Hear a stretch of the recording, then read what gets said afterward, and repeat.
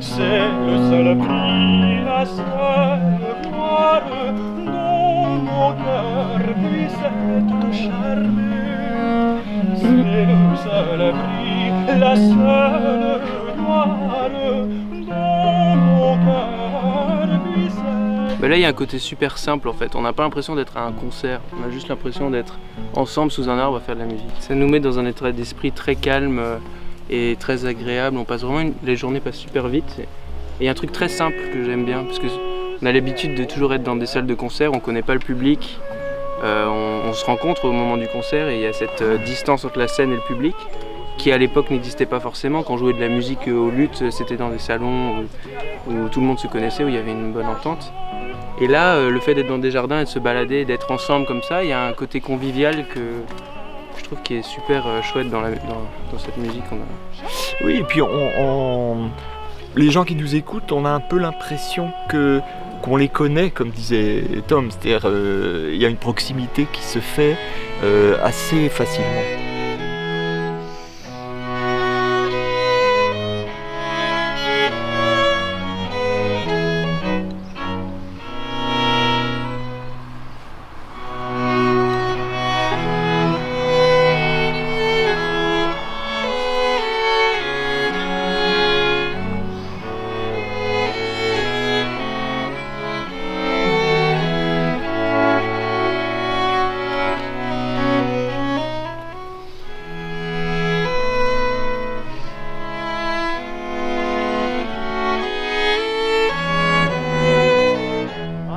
My friends to come and see an octopus's garden with me. I'd like to be under the sea in an octopus's garden in the shade.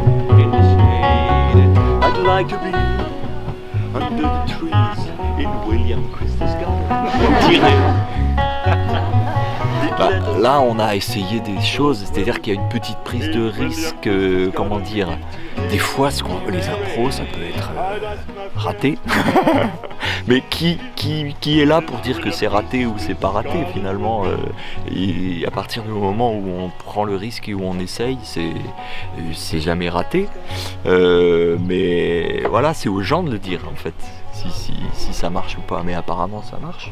Il y a un élément de jazz dans la musique baroque parce qu'il y a beaucoup de moments où il faut mettre les ornements et ces ornements viennent dans le moment. Et donc, il faut être capable de s'imaginer, d'inventer la musique dans le moment. Et ce moment est de prendre les musiciens et les instruments baroques et d'aller un tout petit peu plus loin avec cette idée. Et de faire le lien entre une musique très contemporaine et la musique baroque.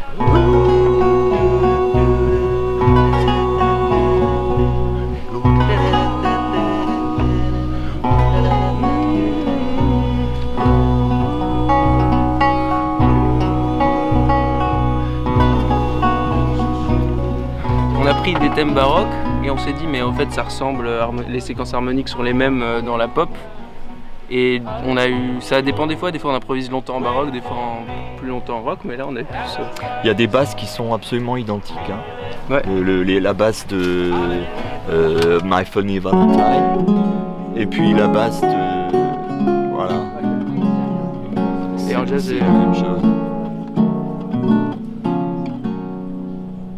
C'est presque les mêmes harmonies. Et puis même à l'époque, pour eux c'était de la musique classique. C'était pas de la musique classique, c'était de la musique actuelle. Donc ils se posaient pas la question forcément d'être dans... Leur style était naturel, ils étaient pas en train de se dire je fais la musique classique sérieuse.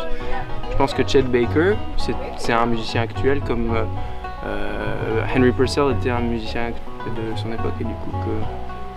Je sais pas si c'est clair. Si. Du coup tout se rejoint en fait. Mais il n'y a pas de musique ancienne. Il n'y a pas de musique ancienne, voilà, on va dire ça. C'est ça qui est formidable. Toute musique est vivante, on va dire ça.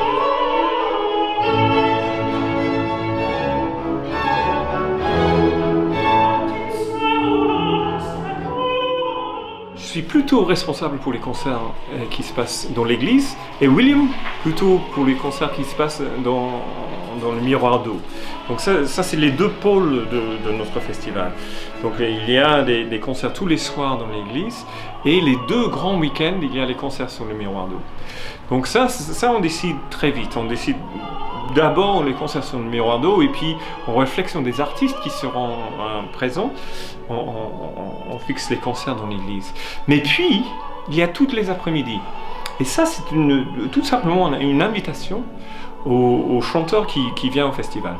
On les met en contact l'un avec l'autre et on dit on a besoin d'un tel nombre de programmes avec 2, 3, 4 musiciens, 4 chanteurs sur un thème ou un autre thème. Ou, voilà. Et souvent ils prennent le jardin comme thème.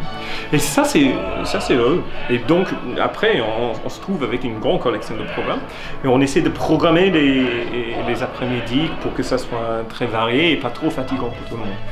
Donc c'est trois choses qui se rassemblent petit à petit.